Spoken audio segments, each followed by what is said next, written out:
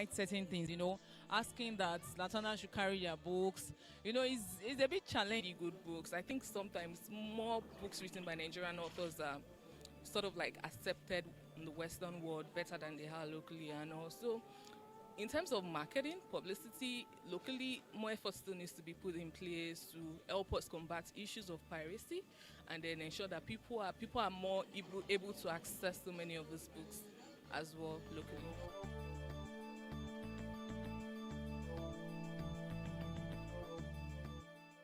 For book lovers, I say keep reading because you know already what you are gaining from reading, and then for governments, give more allocation to education.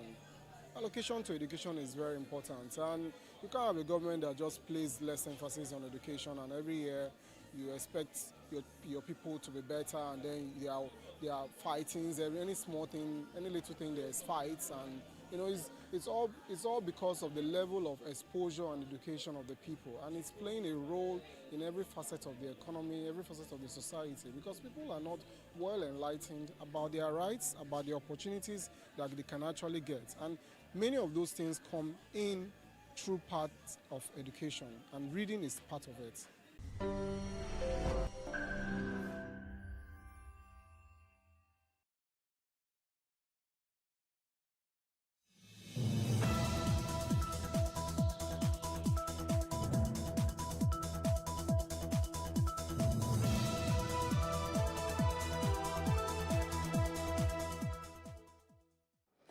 The acting chairman of the Economic and Financial Crimes Commission, EFCC, Mr. Ibrahim Magu, says the agency is planning to rehabilitate young people who are engaged in internet fraud. And the police have again dispersed a procession of Islamic Movement of Nigeria members around in Abuja. This is Plus Politics, and I am Felicity Ezewike.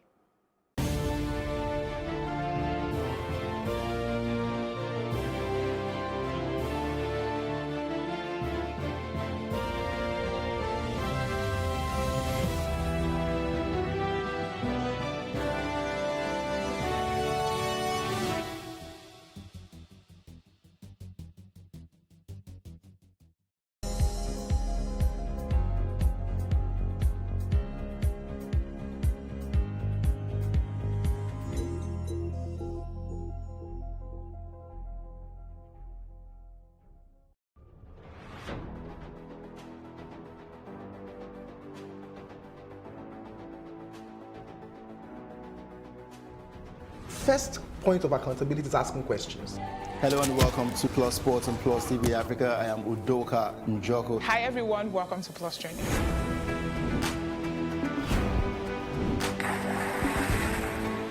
You cannot continue to recycle poverty while you're spending a lot of money on unproductive ventures. The government has to feel the impact. Honorable Commissioner, sir, welcome to the show.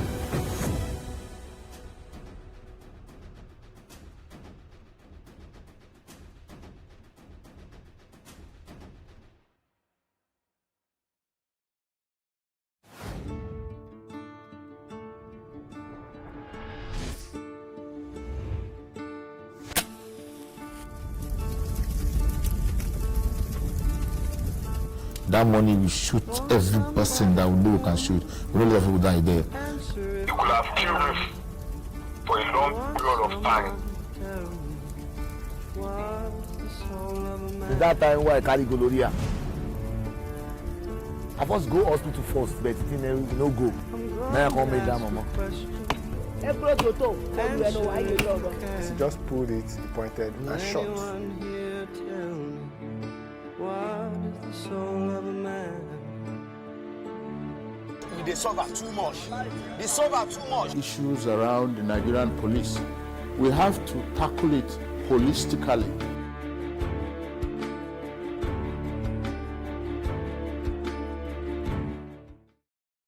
On this episode, we are one-on-one with an elder statesman, an accomplished engineer, broadcaster, pastor, and a former Director General of the Nigerian Television Authority. The cost of running this government is really high.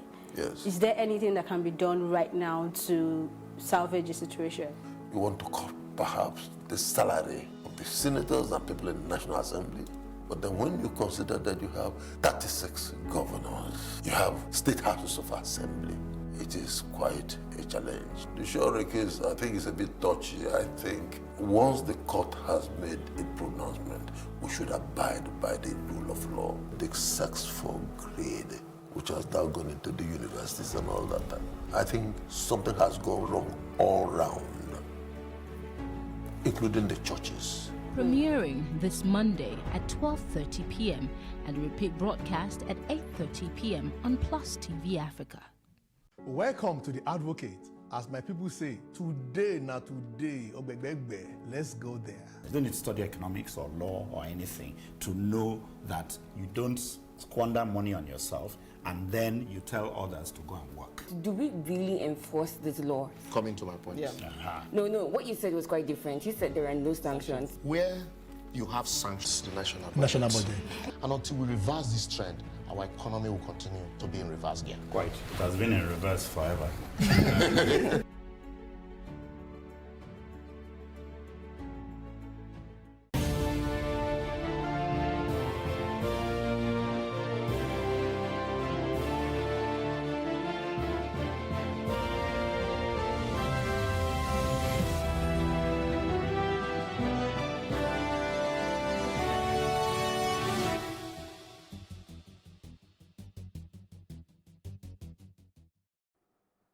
The acting chairman of the Economic and Financial Crimes Commission, Mr. Ibrahim Magu, has stated that the agency is planning to rehabilitate young people engaged in internet fraud, what we know as Yahoo boys. According to him, internet fraudsters could be useful to the agency in the future. He also stated that the agency has secured collaboration with ECOWAS member states to aid prosecution of cross-border crimes. Is rehabilitation a part of their responsibility? And are they equipped to help our nation in the prosecution of cross-border crimes? Joining us in the studio is a legal practitioner, Obi Ajebu. Thank you very much for joining us. Okay, we have this situation. What is your take? Is it part of your responsibility? Where does the issue of fighting crime end and start from? That's what we should look at. And also this idea of getting these young boys that have a lifestyle to partake in fighting crime is a two-edged sword. Why? How is that? Because some of them admittedly would leave the crime, but some might still want to go back. So we have friendly fire inside the EFCC, which could boomerang on EFCC. What do you understand by the young people will be useful to the EFCC in the future? What is your understanding of that comment? It's very simple. They are in the system. They know how it works. EFCC are just policemen. They have training, but they don't have the same in-depth training as a professional internet fraudster would have. They know the tricks. They know the code. They know the languages. They would have certain terminologies. They would have certain practices which they can easily, if a text message comes in, they can easily tell you this is fraud and look for how they change. Because now when they're getting money, it goes through different zones, it goes to different places to cover up their tracks. They should, because they are insiders, they have the knowledge of how they do these wire transfers and how they block it and how they code it. They should be able to assist EFCC to trace it. Do you see a situation where this young man will willingly do this without some sort of, compromise on the part of the EFCC? No, what EFCC can do is keep them as consultants and pay them money. The money will give them incentive. They have a source of livelihood, so they don't have to go back to that thing. And at the same time, it will also give them the boost that they're being useful.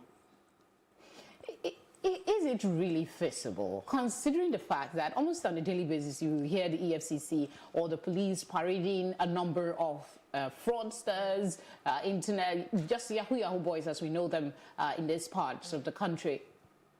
Is it possible to pay all the ones that are reformed to be part of the system, what other measures will they use to get these people into productive society?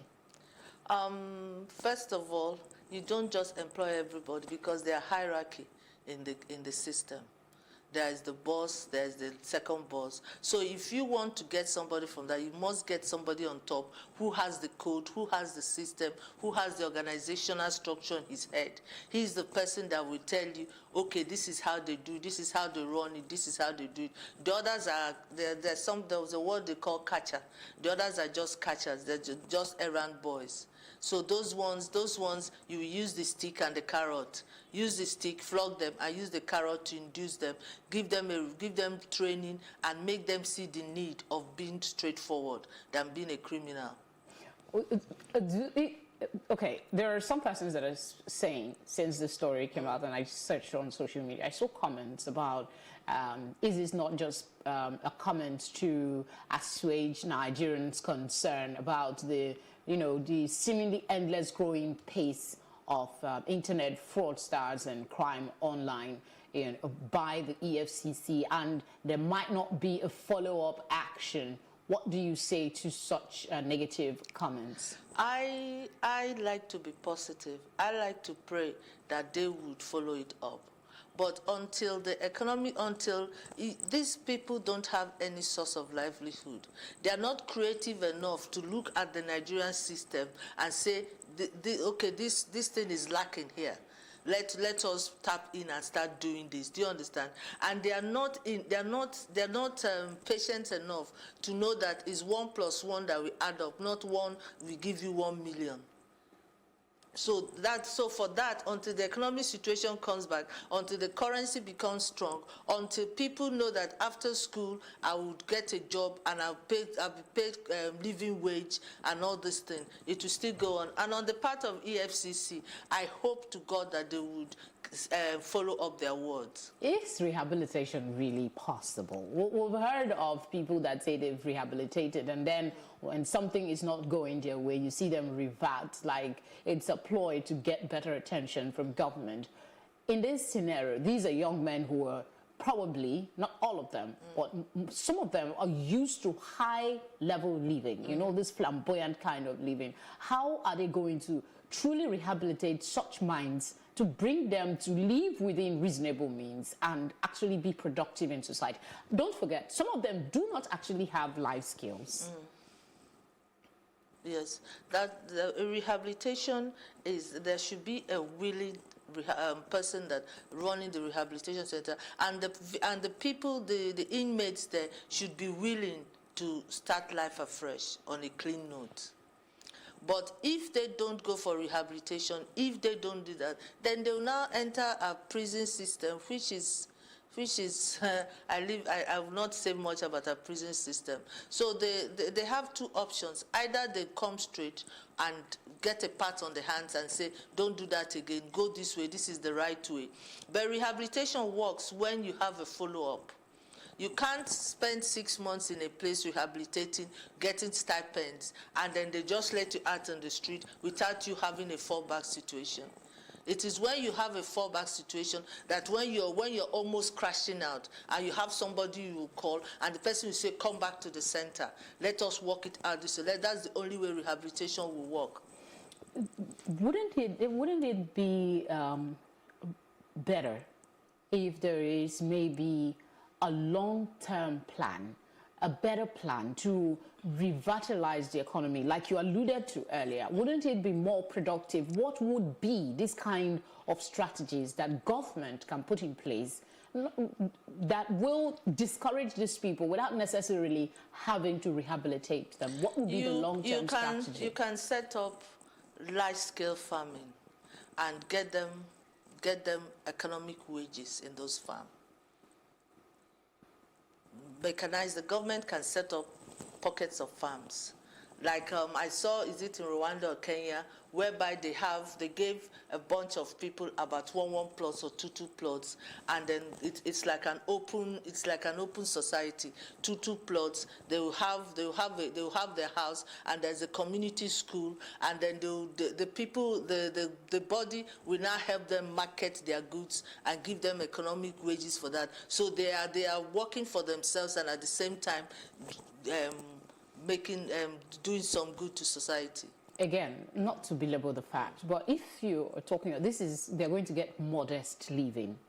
But we live in a society that celebrates people whose income you really cannot tell how we had the case of Obiwani not so long ago. This man was celebrated by Forbes, and you see the lives that they live on social media. How fair would it be for these young men who are in another plane, even though illegal, but living better than having them struggle? There is no guarantee that they will fare well in this part. Well, the upside is they either go to rehabilitation and start life on a slower pace, but be free, or they go to jail. And maybe as a punitive term, maybe they have longer jail terms, maybe 10 years, 15 years, 20 years, but that will just finish their career. There is also this other talk about the mindset of the people. If we have to rehabilitate, people think that if it doesn't affect you, you're not hurting anyone, like in your immediate environment, the action is justified. Shouldn't we expend more effort in trying to remodify that mindset to know that someone actually gets hurt when fraud is perpetrated? Well, where is the National Orientation Agency? They have a lot of work, but we see them every 4 years. And it's not only about politics. It's about orientation. It's about, look at what happened in Onitsha. If they had been trained that, look, if there's fire, this is what you do, this is what you do, that nonsense wouldn't have gone far. Secondly, why people must know that there are consequences for every action you do. You're getting money which you do not work for because you're telling somebody a fabulous tale. But I must say, whoever falls for these tales also has an element of greed in them. Because sometimes you don't know somebody, they tell you that they have $20 million locked away and we need you to give us account number. Why should I give you account number for money that is not mine? And then that's once you tell them, okay, I'll give you account number, then they now start telling you registration fee and all this fee. That's where they catch them. This issue of rehabilitation, from the conversation we're having so far, I'm getting the feeling that it's going to be a bit more complex. Shouldn't it be something that the federal government should take charge? That is, if they have a real plan to go through with it, the government should take charge. Why the EFCC maybe supervises? Because a lot of persons says the EFCC has much more to be focusing on. It is not, you see, I've been an advocate for rehabilitation. But I'm looking at prison ministry. When people come out of prison, you spend 10 years in prison. What do you do with your life? You have to have a halfway house where you will stay. That I'm totally for rehabilitation. Yes, government should have a say in rehabilitation, but government does not have the wherewithal, the consistency, and the prudence to handle rehabilitation. So it is best left for NGOs, and there must be an affiliation. Maybe EFCC officials will come and talk to them about the consequences of crime and all these things and the punitive impact of what they will do. But for me, NGOs should best handle rehabilitation funded by government or in collaboration with government and other funding. For sustainability, you say? For sustainability and for the standard. There must be a certain standard. Rehabilitation involves going to, you must see a psychiatrist, you must have a counselor, you must discover yourself. So if you're a Muslim, there must be an Alpha there to minister to you. There must be a pastor there, but in that there must be a psychologist, there must be a psychiatrist, there must be a counselor, there must be core people, because we don't use psychiatrists, we don't use counselors in Nigeria, and that is where the churches and imams come in. But now, most of these pastors are not trained in the act of counseling, and you find some churches now have courses for counselors, but it's not the same as going through the university and getting the core training for counselorship or being a social worker. We must have social workers. So it's only under an NGO that you can have that platform, have a place away from everywhere where you can talk to them,